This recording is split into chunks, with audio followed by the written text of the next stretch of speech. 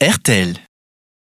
Mbola miarabantsika hatrandray manaraka ny fandarana mpanapitrisa izay karakara ny RTL Madagasikara eto amin'ity télémamitsika ity. Amin'ity anio ity dia tany amin'ny faritra Boeny. Zany hoe any Majunga. Baka antsika mangala vola zany.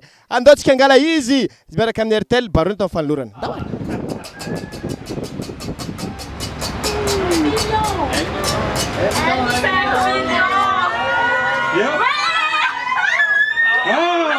Saika nahazo an'le 1 million d'ariary, 500 000 ariary aloha zany zao voalohany.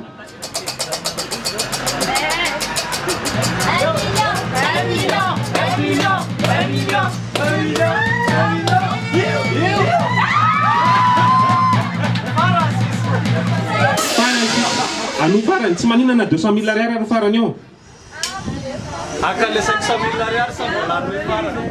Zay farany eo ny izy manko na mahazo 200 000 ariary anao na mahazo 300 000 ariary farany eo dia zay no izy. Sa hijanona amin'ny 500 000 ariary io.